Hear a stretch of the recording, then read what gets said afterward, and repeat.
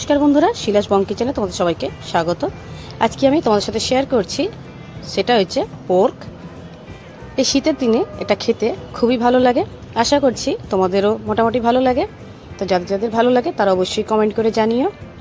আবার নতুন কোনো রেসিপি নিয়ে তোমার সাথে শেয়ার করব পোর্কের। এখানে আমি 600 গ্রামের মতন পোর্ক নিয়েছি। পোর্কটা একটু বড় বড় করে কেটে দিয়েছিল, আমি একটু ছোট করে কেটে নিয়ে তার মধ্যে দিয়ে দিয়েছি একটা লেবু, সাথে দিয়েছি নুন স্বাদ মতন, হলুদ গুঁড়ো, লঙ্কার গুঁড়ো, এবার দিয়ে দেবো জিরের গুঁড়ো, আর একটু দিয়ে দেবো গরম মশলার গুঁড়ো, দিয়ে একটা তেজপাতা দেবো, তেল দিয়ে দিলাম, তেলটা দিয়ে একটা তেজপাতা দেবো, দুটো শুকনো লঙ্কা দেবো, দিয়ে এটাকে ভালো করে আমি একটু দিয়ে দিলাম পেঁয়াজটা কুচিয়ে নিয়েছিলাম, আমি পেঁয়াজ কুচি দিয়ে দিয়েছি। ভালো করে এটাকে আমি এখন ম্যারিনেট করে নেব 10 মিনিটের জন্য। দুটো কাঁচা লঙ্কা আমি গোল গোল করে কেটে দিয়েছি। তো বন্ধুরা, যত ভালো করে মাখাতে পারবে এই রেসিপিটা, ততটা খেতে ভালো লাগে পোর্কের রেসিপিটা। তো দেখো আমার মাখানো হয়ে গেছে, এটাকে আমি রেস্টে রেখে দিলাম 10 মিনিটের জন্য ফ্রিজে।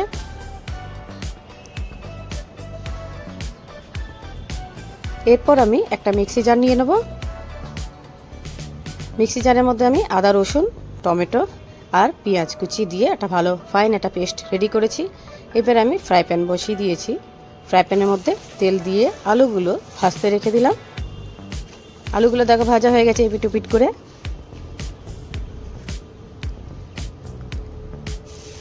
এবার আমি ওই তেলের মধ্যেই দিয়ে দিয়েছি পেঁয়াজ ফোড়নে। পেঁয়াজটা যে একটু হালকা লাল লাল হয়ে যাবে, তখন আমি দিয়ে দেবো মশলাগুলো রেডি করে রাখা। ঠিক এইভাবেই করে নিতে হবে বন্ধুরা। দিয়ে দিলাম হলুদ গুঁড়ো, একটু কাশ্মীরি লাল লঙ্কার গুঁড়ো দিয়ে দিলাম। ভালো করে নাড়াচাড়া করে নিতে হবে।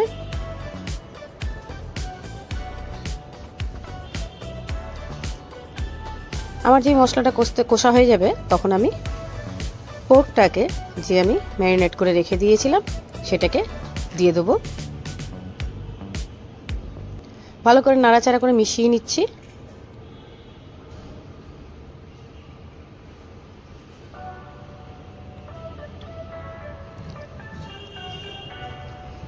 তো বন্ধুরা, কারা কারা পোর্কের রেসিপি তোমরা খাও তারা কিন্তু অবশ্যই আমাকে কমেন্ট করে জানিও।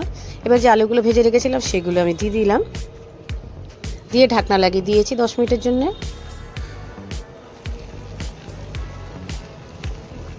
ঢাকনাটা খুলে আবার একটু নাড়াচাড়া করে নিচ্ছি।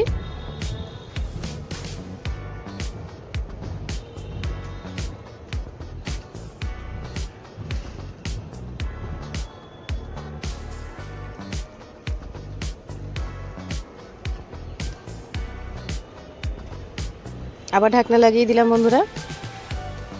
যে ভালো করে কষে যাবে, দিয়ে দেবো এটার মধ্যে পরিমাণ মতন জল, দিয়ে দিলাম একটুখানি ধনেপাতা কুচি। এতটাই ভালো হয়েছিল রেসিপিটা খেতে, মানে অসাধারণ হয়েছিল বন্ধুরা। তোমরা যদি একবার না বানিয়ে খাও তো রেসিপিটা বুঝতে পারবে না। দিয়ে দিলাম জল, ঠান্ডা জলে দিয়েছি আমি, গরম জল দিইনি। আবার নাড়াচাড়া করে নিচ্ছি।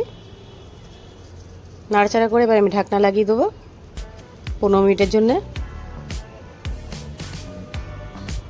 এবার আমি গরম মশলার গুঁড়ো দিয়ে দিচ্ছি, আবার ধনেপাতা কুচি দিয়ে দিলাম একটু। তো দেখো বন্ধুরা, আমার পোর্ক রেসিপি একদম রেডি। যদি তোমাদের ভালো লেগে থাকে, লাইক শেয়ার কমেন্টটা অবশ্যই করবে, সাবস্ক্রাইবটা করতে একদম ভুলবে না। আবার নতুন কোনো রেসিপি নিয়ে তোমার সাথে দেখা হবে।